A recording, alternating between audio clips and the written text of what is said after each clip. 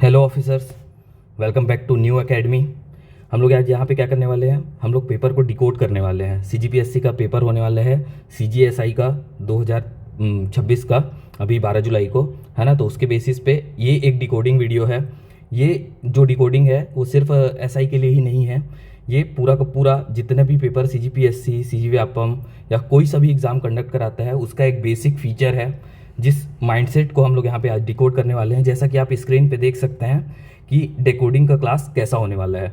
हम लोग इस डिकोडिंग में क्या करने वाले हैं, देखेंगे कि कैसे एक सवाल दूसरे सवाल के कनेक्टेड है। याद है आप लोग को हमारा एक स्ट्रैटेजी, एक सवाल से कई सवाल, उसी के बेसिस पे ये बना हुआ है। ठीक है, तो चलिए स्टार्ट करते हैं। मेरा नाम है Revati Raman Dewangan and let's get started. ठीक है, थोड़ा सा जूम इन करते हैं और देखते हैं कि कैसे कैसे सवाल बने हुए हैं और उनको कैसे पूछा गया है। ठीक है, जैसा कि आप एक क्वेश्चन पेपर को आप देख सकते हैं यहाँ पे, ये है PHSC, ADI, boiler inspector, TDC, mining inspector, ADO और पीएचएससी। इसका मतलब क्या है कि ये लास्ट पिछले 2025 से लेके अभी तक 2026 में जितने एग्ज़ाम कंडक्ट कराए गए हैं व्यापम और सीजीपीएससी के द्वारा, उनका एक कनेक्शन है। उस कनेक्शन को हम लोग यहाँ पे आज डिकोड करते हैं। ठीक है, देखते हैं कि कैसे ये डिकोडिंग हुआ है। इसके बाद हम लोग क्या करेंगे, इसी बेसिस पे, इस डिकोडिंग के बेसिस पे जो मैंने बाकी सब्जेक्ट्स के लिए भी करके रखा हुआ है, उसका डिकोडिंग करके हम लोग उस पर एक हाई इल्ड टॉपिक आपको बताने वाले हैं। उस हाई इल्ड टॉपिक को आप लोग प्रिपेयर कीजिएगा, उसके बारे में जैसा जैसा लिखा हुआ है वो आप लोग रेडी कीजिएगा अपने लिए। ठीक है, चले तो फिर स्टार्ट करते हैं। पहला क्या है, चैतुरगढ़ लाफा वाला एक वाला क्वेश्चन देखिए, पीएचएससी 2025 का। इसमें क्या है कि जो अपना पाली दिया हुआ है, पाली कोरबा एक ऑप्शन में है, उससे अगला क्वेश्चन देखिए बॉयलर इंस्पेक्टर में। इसमें क्या हुआ है कि शिव मंदिर ऑफ पाली को पूछा गया है कि किसने बनाया है। क्लियर है। दूसरा क्या है, यहाँ पे देखिए राजिम दिया हुआ है गरियाबंद में, उससे रिलेटेड एक सवाल राजीव लोचन मंदिर पूछा गया है कि किसने बनाया है। ऐसे ही देखिए यहाँ पे उदयपुर अंबिकापुर आप लोग को दिख रहा होगा, उदयपुर अंबिकापुर जिसको पता है रामगढ़ हिल्स, उसमें से एक क्वेश्चन बना हुआ है, वो कौन सा है, यहाँ पे देखिए जोगीमारा केव, यहाँ पे देखिए सीता बेंगरा केव। क्लियर है, याद रहेगा। चलो अगला देखते हैं। अब देखिए यहाँ पे क्या है, कुटुमसर केव लिखा हुआ है। कुटुमसर केव एक ऑप्शन में और एक और पेपर में जो कि था माइनिंग इंस्पेक्टर का। वैसे ही एडीओ 2025 में जो पेपर हुआ था उसमें भी क्या है, कुटुमसर केव। अब वैसे ही देखिए ये जो जोगीमारा केव है उससे रिलेटेड कितने सवाल बने हुए हैं उसका डिटेलिंग देखते हैं। एक क्वेश्चन हम लोग को सामने दिख रहा है, वो कौन सा है, ये जोगीमारा केव, एडीओ 2025 में पूछा हुआ। ऐसे ही जोगीमारा केव आपको यहाँ पे दिख रहा होगा जो कि पूछा है टीडीसी में। ऐसे ही आपको एक और दिखेगा कि जोगीमारा केव से रिलेटेड जो माइनिंग इंस्पेक्टर 2025 के एग्जाम में पूछा हुआ है, वो क्या है कि अशोका के समय में जो शिलालेख भी मिलते थे, यहाँ पे उसका भाषा पूछा हुआ है और यहाँ पे क्या पूछा हुआ है, एक स्टेटमेंट। क्लियर है, समझ में आ रहा है, ये डिकोडिंग आपको समझ में आ रहा है क्या। ठीक है, यहाँ पे देखिए जोगीमारा केव यहाँ पे फिर से है, ये रहा जोगीमारा केव, ये रहा जोगीमारा केव, ये रहा जोगीमारा केव, ये रहा जोगीमारा केव। समझ में आया आपको कि कैसे एक दूसरे से सारा सवाल कनेक्टेड है और कैसे किसी एक थीम को पकड़ के आप लोग इस पेपर को सॉल्व कर सकते थे। क्लियर है, समझ में आ रहा है सारा का सारा चीज़। ऐसे ही देखिए, ये तो एक एग्जाम्पल हो गया। एक दूसरा एग्जाम्पल लेते हैं जो कि थोड़ा सा कॉम्प्लिकेटेड है, आप इससे ज़्यादा बेहतर तरीके से समझ पाएंगे कि सवाल कैसे बने हुए हैं। यहाँ पे देखिए मैकाल माउंटेन दिया है, कौन सा पेपर है, अच्छा इसमें पेपर का नाम नहीं लिखा, अच्छा लिखा है सीजी टेट का जो 2025 का पेपर दिया हुआ था, उसमें क्या पूछा था, मैकल माउंटेन को अजरसन रीजन टाइप में। यहाँ पे देखिएगा आप ईस्टर्न एज दिया है और यहाँ पे उसका एक्चुअल आंसर क्या था, वेस्टर्न बॉर्डर। ठीक है, यहाँ पे दिया है ईस्टर्न एज जो कि विंध्याचल माउंटेन का। अगला सवाल जो आएगा वो आएगा किससे, सतपुड़ा माउंटेन से। क्लियर है, समझ में आ रहा है। वैसे ही देखिए यहाँ पे दिया है मैकल माउंटेन, यहाँ पे देखिए Maikal mountain, rain shadow area. ठीक है, रेन शैडो एरिया से रिलेटेड एक और सवाल था, वो कहाँ पे है उसको देखेंगे अभी। ठीक है, ये रहा महानदी बेसिन। अगला सवाल देखिएगा बाल अधीक्षक 2025 का, जिसमें क्या दिया हुआ है, महानदी बेसिन, जिसको छत्तीसगढ़ बेसिन, छत्तीसगढ़ प्लेन भी बोलते हैं। ठीक है, ऐसे ही देखिए बाल अधीक्षक क्वेश्चन पे ये क्या था, वेस्टर्न डिस्टर्बेंस को यहाँ पे मेंशन किया हुआ है। ऐसे ही टीडीसी में जो पेपर हुआ अभी अभी रिसेंटली अप्रैल में, उसमें क्या किया, वेस्टर्न डिस्टर्बेंस एक ऑप्शन में रखा गया है। आप यहाँ पे देखेंगे बाल अधीक्षक के पेपर में कि रेनफॉल को मेंशन किया गया है। अगला पेपर देखेंगे आप माइनिंग इंस्पेक्टर का, उसमें rainfall rainfall rainfall rainfall. Clear है। वैसे ही जब बाल अधीक्षक में छत्तीसगढ़ बेसिन को कवर किया गया था, महानदी बेसिन को जब मुद्रण लेखन 2025 के एग्जाम में कवर किया गया था, तो उससे रिलेटेड एक और सवाल बनता है महानदी बेसिन, जो कि किस में पूछा गया था, पीसीएच 2025 में। वैसे ही यहाँ पे एक और महानदी के ऊपर नाम पे बना हुआ है ना, ये भी किस में पूछा गया है, पीसीएच में। ऐसे ही एक और देखेंगे कि महानदी बेसिन, जिनको पता है कि वो फ्लैट लैंड होता है, प्लेन होता है, जिसको छत्तीसगढ़ का राइस बाउल भी बोला जाता है, largest rice producing natural area है छत्तीसगढ़ का। वैसे ही क्या, फ्लैट लैंड, एक ऑप्शन यहाँ पर से बना। ये एक माइंडसेट को समझते जाइएगा आप लोग। इसके बाद क्या है, सेम देखिए, ये फ्लैट लैंड मतलब प्लेन्स को यहाँ पे आपको फिर से पूछा गया है एग्रीकल्चर से रिलेटेड, यहाँ पे भी एग्रीकल्चर है ना, ये राइस प्रोड्यूसिंग मतलब एग्रीकल्चर। महानदी एंड ट्रिब्यूटरी, यहाँ पर भी आप लोग देखेंगे तो क्या पता चलेगा आपको, प्लेन्स। अब देखिए अगला क्वेश्चन जो आएगा वो आएगा सॉइल से, ठीक है। सॉइल्स के बारे में जब आपको पूछेंगे तब आप लोग को इस चीज़ को ध्यान रखना है। अगर आप लोग को ये वीडियो पसंद आ रहा होगा तो प्लीज़ इस वीडियो को लाइक करें, कमेंट में बताइएगा कि और आपको किसी एग्जाम का डिकोडिंग चाहिए तो, ठीक है। और चैनल को सब्सक्राइब कीजिएगा और जितना ज़्यादा हो सके इसको शेयर कीजिएगा, ताकि हम और बेहतर तरीके से आपको अपना कंटेंट प्रोवाइड कर सके। ये पूरे बेसिस पे अब आप लोग को एक हाई इल्ड जोन मैं बताता हूँ कि कौन कौन सा हाई इल्ड जोन है, पर्टिकुलरली छत्तीसगढ़ स्पेसिफिक एरिया में अगर हम लोग देखें तो, ठीक है। तो देखते हैं, ये है पूरा का पूरा हाई इल्ड जोन, जो कि कंटिन्यूअसली आपको एग्जाम में देखने को मिलेगा। ऐसे ही रिलेटेड अभी और ये ऐड होने वाला है, करंट अफेयर्स में क्या पढ़ना है, स्पोर्ट्स में क्या क्या पढ़ना है, क्या क्या चीज़ें आने वाली है, ये सारी चीज़ें भी एक और वीडियो में आपको बताया जाएगा। आज का जो इस वीडियो है स्पेसिफिकली बना है इंडियन जीएस और छत्तीसगढ़ जीएस को ध्यान में रख के, ये डिकोडिंग हो चुका है। बाकी सारे भी जो सब्जेक्ट्स हैं वो डिकोड हो चुके हैं, वो धीरे धीरे करके आपको दिए जाएंगे। क्लियर है? चलो देखते हैं अभी हम लोग को जियोग्राफी में क्या क्या चीज़ को ध्यान रखना है और किस चीज़ को फोकस में रखना है। जितने केव्स हैं उन सबको आपको ध्यान में रखना है। ये जो स्पेशली फोकस्ड जोन है, ग्रीन गुफा को आप लोग बहुत अच्छे से ध्यान रखिएगा। और इसके साथ में एक और क्या बोलते हैं टर्म रिलेट करेगा, वो है लाइकन, ठीक है। तो आपको इस लाइकन को भी ध्यान में रखना है, क्योंकि इससे रिलेटेड आपको साइंस एंड टेक में एक सवाल दिया जाएगा।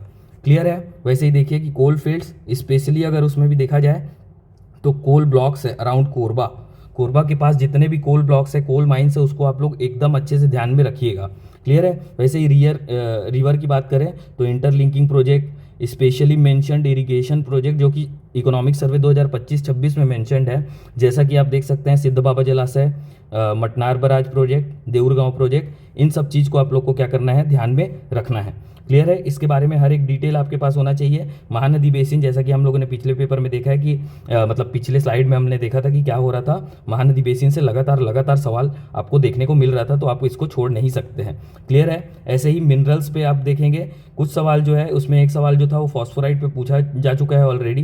तो ये बाकी जो स्पेशली मेंशन मिनरल्स है उसको, लोकेशन को आप लोग याद रखेंगे, कौन कौन सा, फॉस्फोराइड, ग्लूकोनाइट, फ्लोराइड, लेपिडोलाइट, सोपस्टोन और लिथियम, क्रोम एंड निकल।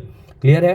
ऐसे ही आप जब हिस्ट्री में जाएंगे तो पांडु डायनेस्टी को आप लोग को बिल्कुल नहीं छोड़ना है। उसमें भी अगर स्पेशली देखा जाए तो किस किस राजा को याद रखना है अगर बोले तो महाशिवगुप्त, बलार्जुन, वाष्टा और तीवरदेव और हर्षगुप्त, इन चार को आपको पांडु डायनेस्टी में स्पेसिफिकली याद रखना है। उनसे रिलेटेड हर एक डिटेल आपके पास होना चाहिए। ऐसे ही अगर देखा जाए तो ट्राइबल रिवोल्ट से कंटिन्यूअसली क्वेश्चन आ रहा है, एक के बाद एक, है ना, तो आप ट्राइबल रिवोल्ट को भी नहीं छोड़ सकते हैं। ऐसे ही पीजेंट मूवमेंट और जो रिवोल्ट्स हैं उससे भी लगातार सवाल देखने को मिल रहा है। ऐसे ही अगर देखा जाए तो कंटिन्यूअसली कलचुरी डायनेस्टी से अभी सवाल पूछ रहा है, उसके बारे में आपको एक एक डिटेल पता होना चाहिए, उसके कैपिटल के बारे में पता होना चाहिए, वहाँ की रिलीजन कैसी थी, वहाँ की पॉलिटी कैसी थी, वहाँ का एडमिनिस्ट्रेशन कैसा था। और इसके बाद स्पेशल फोकस जो होना चाहिए आपको, वो क्या होना चाहिए, कॉइन्स को लेके। क्लियर है? ऐसे ही जितने भी कॉइन्स हैं, मतलब छत्तीसगढ़ में जितने भी कॉइन्स मिले हुए हैं, उन सारी चीज़ों को भी आपको ध्यान में रखना है। वो किस राजा से संबंधित थे, कहाँ पे मिले हुए हैं, रीजनल डायनेस्टी के थे कि लोकल डायनेस्टी के थे या नेशनल डायनेस्टी के थे, इन सारी चीज़ों को भी आपको ध्यान में लेके चलना है। ठीक है, आगे देखते हैं। इसके बाद जो गुप्ता पीरियड के कॉइन्स है, इसके बारे में अभी सवाल पूछा गया है, तो उसको भी आप लोग ध्यान में लेके चलेंगे। क्लियर है? ऐसे रीजनल डायनेस्टी ऑफ छत्तीसगढ़, जहाँ पे founder, location, capital, major ruler जितने भी हैं, उन सारी चीज़ों के बारे में आपको ध्यान में लेके चलना है। इसके अलावा टैक्स सिस्टम, मराठा पीरियड में स्पेशल फोकस आपका रहेगा, वो किस में रहेगा, वो रहेगा ओवरी टैक्स में। क्लियर है? ऐसे ही ठीक है, तो ऐसे ही आपको ओवरी टैक्स को भी ध्यान में लेके चलना है, क्योंकि वो स्पेसिफिकली इस बार मेंशन किया हुआ है। इवन बाल दीक्षक के पेपर में आप देख सकते हैं। ऐसे ही आपको और कहाँ पे देखने को मिलेगा अगर बोला जाए तो मेंस का जो पेपर है उसमें भी आपको इस ओवरी टेक्स्ट के ऊपर में डायरेक्टली डिस्क्रिप्शन में पूछा गया है 4 नंबर या फिर 8 नंबर में, मेरे को एग्जैक्ट याद नहीं आ रहा है, लेकिन जहाँ तक है वो 4 नंबर पे सारे टैक्स को पूछा है। उसमें स्पेशली मेंशन्ड है कौन सा, ओवरी टैक्स। क्लियर है। ऐसे ही आपको गवर्नर के बारे में पूरा चीज़ याद रखना है, उनका क्रोनोलॉजी याद रखना है, उससे रिलेटेड हर एक आर्टिकल को याद में रखना है, उनका रैंक क्या था, क्रोनोलॉजी, उसका डिस्क्रिशनरी पावर, और उनसे रिलेटेड हर एक आर्टिकल आपके पास रेडी होना चाहिए। ठीक है। क्रोनोलॉजी पे देखा जाए तो leader of opposition, speaker, pro tem speaker और गवर्नर, इन 4 चीज़ को आप बिल्कुल भी नहीं छोड़ सकते हैं। ऐसे ही अभी पंचायती राज के ऊपर में क्या क्या सवाल पूछा जा रहा है कि जो चीफ एडमिनिस्ट्रेटिव ऑफिसर होता है पंचायती राज से रिलेटेड या फिर अर्बन लोकल बॉडीज से रिलेटेड, वो आपको याद में रखना है। अब जस्ट बिकॉज कि थोड़े टाइम पहले ही पंचायती राज और अर्बन लोकल बॉडी का इलेक्शन हुआ है, तो वहाँ पे आपको एक्सपेंडिचर लिमिट के ऊपर भी एक सवाल देखने को मिल रहा है। ठीक है। फ्रीडम ऑफ रिलीजन बिल अभी आपको मेंस के पेपर में देखने को मिला है कि इसके बारे में 2 नंबर पे डिस्क्रिप्शन पूछा हुआ है। ऐसे ही जन विश्वास बिल और शांति बिल एक बारी दोनों पूछा जा चुका है। जो जन विश्वास बिल है वो बाल अधीक्षक के पेपर में पूछा गया है, शांति बिल जो है वो आपको CGPSC के पेपर में देखने को मिला था। तो इस बेसिस पे अब अगला जो टारगेट होगा वो क्या होगा, फ्रीडम ऑफ रिलीजन बिल, है ना। इसके साथ साथ जन विश्वास और शांति बिल के बारे में भी एक डिटेल आपके पास रेडी होना चाहिए। अगला देखते हैं, mother of all deal sign हुआ है यूरोपियन यूनियन का, है ना, तो आपको वो भी ध्यान में लेके चलना है। स्टेट कैपिटल रीजन, इसके बारे में हर एक डिटेल आपके पास रेडी होना चाहिए। वैसे ही नक्सल रिलेटेड जो ऑपरेशंस हुए हैं और उनसे रिलेटेड जो स्कीम्स है और उनका इम्पैक्ट क्या है, वो सारी चीज़ों को भी आपको ध्यान में लेके चलना है। इसके अलावा कुछ जो स्पेशल स्कीम्स है उसको बहुत अच्छे से रेडी रखिएगा, वो है रोशनी कार्यक्रम और नियत नेल्लानार जो स्कीम है। ठीक है। इसके अलावा आपको PM जनमन को भी ध्यान में लेके चलना है कि इसमें PVTG को हम लोग कैसे इंक्लूड कर रहे हैं। क्लियर है। इसके अलावा अगला जो स्पेशल ट्राइब्स को हम लोग बोले वो है उराव ट्राइब। उराव ट्राइब के बारे में हर एक चीज़ पता होना चाहिए, और इनके साथ में एक चीज़ और कनेक्ट होगा, वो होगा सरहुल फेस्टिवल और सरहुल नृत्य। क्लियर है। ठीक है। ऐसे ही आपको बारसूर, भोरमदेव और सिरपुर, इन 3 लोकेशन को नहीं छोड़ना है। इनका जियोग्राफी, इन्वायरमेंट, टेम्पल, क्या क्या चीज़ से रिलेटेड है, कौन से राजा से रिलेटेड है, कौन सा डायनेस्टी इसको बनवाया था, किस समय में बनवाया था, ये सारी चीज़ें आपको इन 3 के बारे में फिलहाल तो पता होनी चाहिए। क्लियर है। PVTG के बारे में आपको बता दिया, है ना। ऐसे ही अबुझ माड़िया जो ट्राइब है उसके बारे में भी आपको एक डिटेल जानना जरूरी है, क्योंकि ये इनके चांसेस है बहुत ज़्यादा एग्जाम में पूछे जाने के। क्लियर है।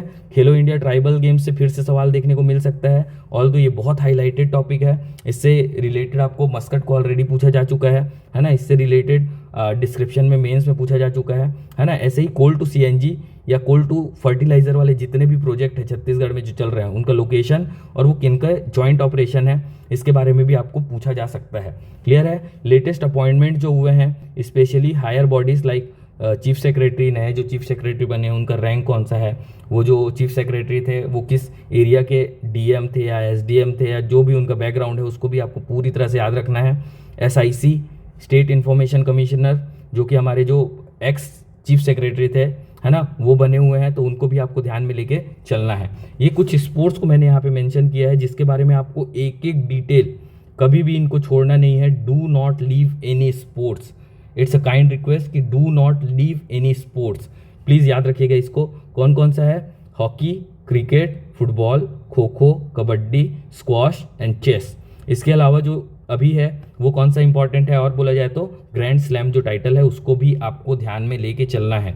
इसके अलावा जो AI समिट हुआ है इंडिया में, कहाँ पे हुआ है, किस थीम पे बना हुआ है, ये सारी चीज़ें भी आपको ध्यान में रख के चलनी है। और मानव जो इनिशिएटिव है उसका एक सिंगल डिटेल आपके पास होना बहुत ज़रूरी है अगर आपको CGPSC का एग्ज़ाम क्लियर करना है तो। क्लियर है, याद रहेगा। ये हो गया छत्तीसगढ़ सेक्शन। अब चलते हैं इंडिया सेक्शन में कि इंडिया सेक्शन में क्या क्या चीज़ें रिपीट हो रही है उसको देखते हैं। क्लियर है। चलो अब देखते हैं अपन क्या है। ये इंडिया सेक्शन है, ये सारी चीज़ें आपके सिलेबस में मेंशन्ड है ऑलरेडी, है ना। तो हम लोग इसके थोड़ा सा डिकोड करते हैं, एक सेक्शन को पकड़ते हैं पहले, जो कि मैंने आपको शॉर्ट्स के थ्रू ऑलरेडी बता दिया था कि ये कैसे कनेक्टेड है। फिर भी एक रिवीजन के तौर पे आप लोग इसको देखेंगे। क्या है, केशव चंद्र सेन, देवेंद्रनाथ टैगोर, अक्षय कुमार दत्त, पंडित गुरुदत्त, केशव चंद्र सेन, ब्रह्मो समाज ऑफ साउथ इंडिया। जिनको पता है कि ब्रह्मो समाज ऑफ साउथ इंडिया जो है वो बना था 1864 आसपास में, और इस 1864 में जब श्री केदारलू नायडू ने बनाया था इनको, है ना, एक्चुअली मद्रास वेद समाज करके था इसका नाम पहले, जिसको रिफॉर्म किया गया। जो मद्रास वेद समाज था उसमें जो इन्फ्लुएंस था वो पर्टिकुलरली अगर देखा जाए तो वो था केशव चंद्र सेन जी का। क्लियर है, ऐसा याद रहेगा आपको। ब्रह्मो समाज के फाउंडर, साउथ इंडिया ब्रह्मो समाज ऑफ साउथ इंडिया के फाउंडर, साधारण ब्रह्मो समाज के आत्मीय सभा से रिलेटेड सारा चीज़ रेडी होना चाहिए। जिनको पता है उनको, मतलब जो जानते हैं उनको पता है कि आत्मीय सभा जो है वो बनाया था किन्होंने, राजा राम मोहन रॉय ने। कब बनाया था? 1815 में, है ना। तो देखिएगा अगला जो पेपर में सीजी टेट में जो सवाल पूछा है वो क्या था, राजा राम मोहन रॉय पे ऊपर। यहाँ पर से राजा राम मोहन रॉय, यहाँ पर से एक राजा राम मोहन रॉय, केशव चंद्र सेन, केशव चंद्र सेन साधारण ब्रह्मो समाज ऑफ साउथ इंडिया भी कहीं ना कहीं रिलेटेड है केशव चंद्र सेन से। क्लियर है, ऐसे ही देखेंगे यहाँ राजा राम मोहन रॉय, यहाँ राजा राम मोहन रॉय, यहाँ राजा राम मोहन रॉय। क्लियर है। अब देखिए रामकृष्ण मिशन लिखा हुआ है, जो अपना एक और क्या बोलना चाहिए, एक और जो फेमस रिफॉर्मिस्ट थे वो थे कौन, स्वामी विवेकानंद। आपको स्वामी विवेकानंद फिर से ऑप्शन में देखने को मिलेंगे कहीं ना कहीं। क्लियर है, ठीक है, स्वामी विवेकानंद जी को भी ध्यान में रखना है। यहाँ पे कुछ ही चीज़ों को मैंने मेंशन किया हुआ है, कुछ ही पेपर्स को यहाँ पे लगाया हुआ है, ऐसे ही और भी सवाल हैं जो डायरेक्टली कनेक्टेड है। अब यहाँ पे देखिएगा आर्य समाज और दयानंद सरस्वती, ये दयानंद सरस्वती जी को और कहीं पे मेंशन किया हुआ है, उसको भी आप लोग ध्यान पे लेके चलेंगे। ये देखिए दयानंद सरस्वती जी, और ये रहा question number 127 of CG TET 2025, जहाँ पे भी दयानंद सरस्वती जी को स्पेसिफिकली मेंशन किया हुआ है। क्लियर है। ऐसे ही एक चीज़ और देखते हैं, अटल टनल, एक बेसिक इन्फॉर्मेशन देने के लिए कि अटल टनल PHSC 2025 के एग्जाम में पूछा गया, प्रीलिम्स 2025 के एग्जाम में अटल टनल, इसमें का जो ऑप्शन था वो था पीर पंजल माउंटेन रेंज। यहाँ का जो चौथा ऑप्शन है उसको देखिएगा, पीर पंजल का माउंटेन रेंज, जिसका आंसर यही था। समझ में आ रहा है कि एक सवाल से कई सवाल कैसे बन रहे हैं। ऐसे ही अगर आपको टनल देख रहा है तो आपको वो सारे टनल को ध्यान में रखना पड़ेगा जो इंडिया में है। तो मैं आपको एक चीज़ और बताना चाहूँगा कि आपको एक स्पेशल फोकस पे रखना पड़ेगा, वो है एक नया ब्रिज जो कि सबसे बड़ा केबल कनेक्टेड ब्रिज है, वो है अंजी खाड़ ब्रिज। ठीक है, आपको इसको भी ध्यान में लेके चलना है। और इस बेसिस पे, इस पर्टिकुलर डॉक्यूमेंट के बेसिस पे जो हाई इल्ड टॉपिक है उसको मैं बता देता हूँ अब आप लोग को। ये इस चीज़ को आप स्क्रीनशॉट लेके रख सकते हैं। ठीक है, मैं कुछ चीज़ों को आपको यहाँ पे स्पेसिफिकली बता देता हूँ जिसको आपको छोड़ना ही नहीं है। बाकी इसमें जितने सारे टॉपिक लिखे हुए हैं ये सारे के सारे टॉपिक आपके पास रेडी होना चाहिए। क्लियर है, आपको एल नीनो को नहीं छोड़ना है इस बारी, क्योंकि एल नीनो इफेक्ट अभी भी देखने को मिल रहा है। गोंडवाना कोल फील्ड को जितना बेहतर तरीके से करेंगे उतना अच्छा होगा आप लोग के लिए। इसके अलावा जो मेजर डैम्स है उसको भी नहीं छोड़ना है, और उससे रिलेटेड रिवर और उससे रिलेटेड स्टेट्स, इनके बारे में आपको एक बेसिक इन्फॉर्मेशन कम से कम होना चाहिए।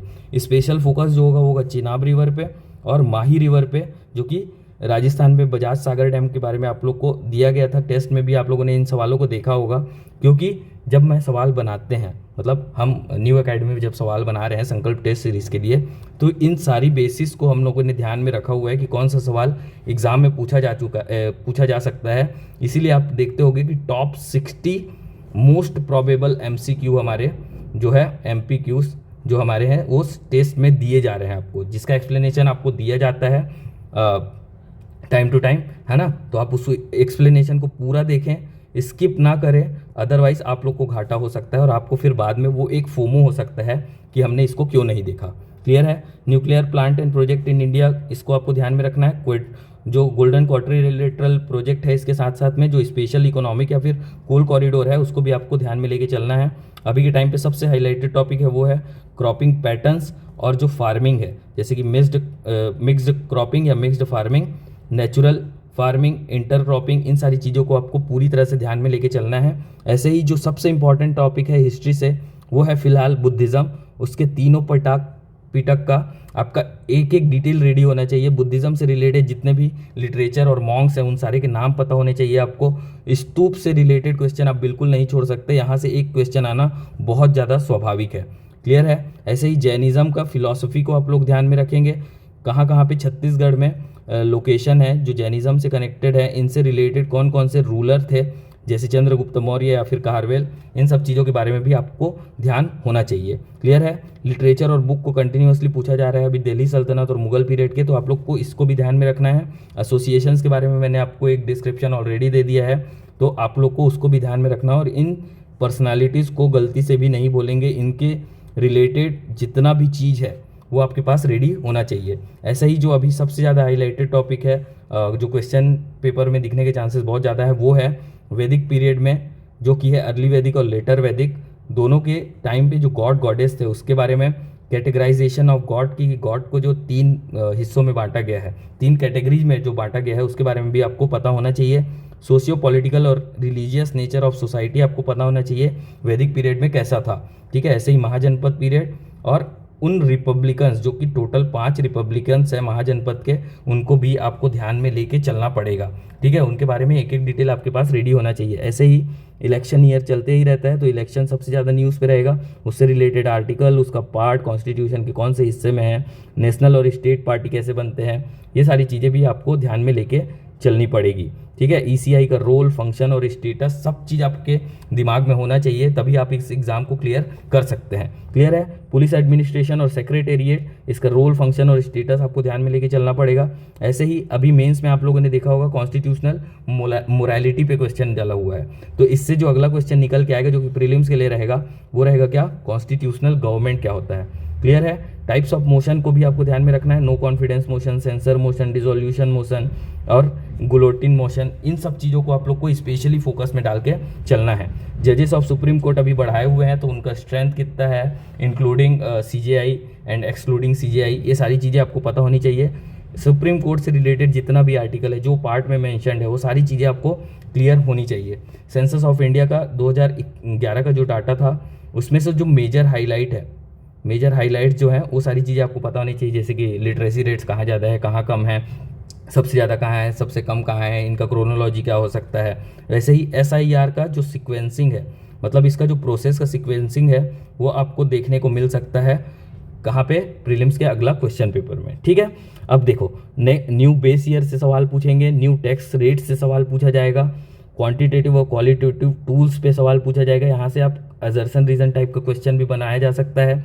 जो टर्म्स है इकोनॉमी में, वो भी आपको ध्यान में लेके चलना है। इसके अलावा और जो सबसे इंपॉर्टेंट चीज़ है वो है अभी के टाइम पे, वो है कर्व्स, जो कि है Phillips curve, coordinate curve, Lorentz curve और गिनी कोएफिशिएंट, जो कि अनएम्प्लॉयमेंट या पॉवर्टी को क्या करता है, दर्शाता है। क्लियर है। ऐसे ही साइंस एंड टेक में देखा जाए तो फ्लावर को आप नहीं छोड़ सकते हैं। फ्लावर से रिलेटेड जितना भी क्वेश्चन आपको बने, वो सारा चीज़ आप बनाएंगे, उससे रिलेटेड पार्ट्स, उसके फंक्शन, उनमें फर्टिलाइजेशन कैसे होता है, कैसे वो लोग युग्मन करते हैं, ये सारी चीज़ें, जीरो ऑर्डर रिएक्शन, आरबीसीज को आप नहीं छोड़ सकते हैं, आरबीसी और डब्ल्यूबीसी को, है ना, इससे रिलेटेड कंटिन्यूसली अभी सवाल पूछा जा रहा है। हार्ट का फंक्शनिंग, है ना, ब्लड सर्कुलेशन वगैरह, वो सारी चीज़ें भी फिर से आपको देखने को मिलेगी। ऐसे ही ग्लैंड्स आपको देखने को मिलेंगे, उनका फंक्शन और सिक्रीशन कहाँ से होता है, मतलब क्या चीज़ का सिक्रीशन करते हैं ग्लैंड्स, है ना। ऐसे ही न्यूक्लियर रिएक्टर अभी बहुत ज़्यादा हाईलाइटेड टॉपिक है, इससे रिलेटेड भी आपको एक सवाल देखने को मिल सकता है। डीएनए बहुत ज़्यादा पूछा जा रहा है अभी, उससे रिलेटेड अपना जेनेटिक का ट्रांसफ़र कैसे होता है, जेनेटिक से रिलेटेड एवरीथिंग, इवोल्यूशन, इवन कि आपको चार्ल्स डार्विन को भी पढ़ना पड़ सकता है, जो कि आप लोग पढ़ सकते हैं कहाँ पर से, एनसीईआरटी क्लास 12th और 11th के बुक से, ठीक है। 11th और 12th के बुक से आपको एनसीईआरटी के इसको जेनेटिक्स को पढ़ना है, वो कि बहुत ज़्यादा ज़रूरी होने वाला है। Terms related to chemical reaction जैसे एंथैल्पी, एंट्रोपी और क्या बोलना चाहिए, और भी जैसे होते हैं गैस कांस्टेंट वगैरह, उन सब चीज़ के बारे में एक बेसिक इन्फॉर्मेशन आपके पास रेडी होना चाहिए। और एक्सोथर्मिक, एंडोथर्मिक, इन सब रिएक्शन के बारे में एक जनरल इन्फॉर्मेशन आपके पास रेडी होनी चाहिए। ऐसे ही इलेक्ट्रोमैग्नेटिक रेडिएशन, इससे सवाल कंटिन्यूअसली बन रहा है अभी। इसके बाद जो है कम्युनिकेबल और नॉन कम्युनिकेबल डिजीजेस से लगातार सवाल देखने को मिल रहा है। Meiosis, mitosis, phases of cell division, इससे लगातार सवाल देखने को मिल रहा है, जिसमें आपको टीलोफेज, एनाफेज, मेटाफेज, प्रोफेज, इन सब चीज़ों के बारे में पूछा जा रहा है। मियोसिस में वही एनाफेज के विद इन एनाफेज बहुत सारे फेजेस हैं, उसको भी पूछा जाएगा, ठीक है। डिजीजेस और कॉसल ऑर्गेनिज्म एक हाईलाइटेड टॉपिक हमेशा से रहता है। वैसे ही अलॉयस को अभी पूछा जा रहा है, उसमें जो मेन जो आप अलॉय है उसको याद रखेंगे, वो है जर्मन सिल्वर, यहाँ पे जर्मन लिखा गया है, वो है जर्मन सिल्वर, इसको आप लोग को ध्यान में रख के चलना है। और वैसे ही पॉलीमर्स में Teflon, melamine, PVC, nylon, buna N और बैकेलाइट, इन सब चीज़ को आपको दिमाग में लेके चलना ही है कि इनका यूज़ क्या है, कैसे फॉर्मेशन होता है इनका, सारा चीज़ क्लियर है। ऐसे ही इन्वायरमेंट में जब हम लोग देखें तो फूड चेन और फूड वेब, एनर्जी फ्लो और एनर्जी पिरामिड, इससे रिलेटेड कुछ टर्म्स अब बायो एनर्जेटिक्स, वो भी आपको पूछा जा सकता है फिर से। यूट्रोफिकेशन, बायो मैग्निफिकेशन, बायो एक्लूमुलेशन, ये सारी चीज़ें अभी बहुत ज़्यादा हाईलाइटेड है, तो वो भी आपको ध्यान में लेके चलनी है। ग्रीन हाउस गैसेस, कॉन्सेंट्रेशन और वार्मिंग पोटेंशियल और उसका इफेक्ट, ये सारी चीज़ें आपके पास रेडी होनी चाहिए, क्योंकि ये अगला सवाल बनने वाला है असर्शन रीजन टाइप का। क्लियर है। आपको ऐसे ही असर्शन रीजन टाइप के क्वेश्चन और चाहिए तो हमारे टेस्ट 5 का जो क्वेश्चन पेपर है आप लोग उसको देखेंगे। वहाँ पे 60 ऐसे सवालों को ऐड किया गया है जो कि टोटली असर्शन रीजन पे बेस्ड है, और ये असर्शन रीजन हाईली इंपॉर्टेंट है, हाईली प्रोबेबल है एग्जाम में पूछे जाने के कंडीशन को लेके। क्लियर है? ऐसे ही यूएन के क्लाइमेट समिट, कॉप्स जिनको बोलते हैं हम लोग, और कॉप्स के अलावा यूएन जो एजेंसीज है जो कि क्लाइमेट मिटिगेशन पे काम करते हैं उनके बारे में भी आपको पता होना चाहिए। अभी एक नया सवाल देखने को मिला है मेंस में हमको, वो है क्लाइमेट रेजिलिएंट एग्रीकल्चर। तो इसको भी आप लोग ध्यान में लेके चलेंगे कि इससे क्या होता है, इसका इम्पैक्ट क्या है, क्या क्या इसके कंपोनेंट हो सकते हैं। क्लियर है? वैसे ही एक्स-सिटू और इन-सिटू कंजर्वेशन जो कि आपको पहले भी एग्जाम में पूछा जा चुका है, इससे रिलेटेड आपको चीज़ देखने को मिलेगा। National park, wild life sanctuary, है ना, सेक्रेड ग्रूव्स, चिड़ियाघर, जू जिसको बोलते हैं आप लोग, है ना, और फिर एक्वेरियम भी एक टाइप का एक्स-सिटू कंजर्वेशन है। समझ में आ रहा है? ऐसे ही आपको स्पेशल फोकस रखना है, वो है सिमलीपाल नेशनल पार्क जो कि अभी लेटेस्ट बना हुआ है, और बायोस्फीयर रिजर्व जो कि लेटेस्ट एमएबी के क्राइटेरिया में डाला है, वो कौन सा है? Cold desert. तो जो बायोस्फीयर रिजर्व है उसको मेंस पे भी पूछा गया है, तो इसके बारे में हर एक डिटेल, सबसे बड़ा कौन, सबसे छोटा कौन, उसका क्रोनोलॉजी क्या है, अरेंज करना है उनको, कौन से ईयर में उनका फॉर्मेशन हुआ, कौन से ईयर में डेजिग्नेट किया गया, कौन से ईयर में उसको एमएबी में डाला गया, ये सारी चीज़ें आपके पास रेडी होनी चाहिए। तो यहीं पे आज का इस वीडियो को ख़त्म करते हैं। अगर आप लोग को ये वीडियो पसंद आया हो तो प्लीज़ लाइक करें, कमेंट में बताइएगा कि आपको और किस एग्ज़ाम का डिकोडिंग चाहिए, और मुझे इन्फॉर्म कीजिएगा कि हम अपने आप को और कैसे बेहतर बना सकते हैं, और जितना हो सके इस वीडियो को शेयर कीजिएगा ताकि हम और भी आपके लिए बेहतर तरीके से काम कर सकें। मेरा नाम है Revati Raman Dewangan and I have served and I will always be of service. Thanks for watching new academy.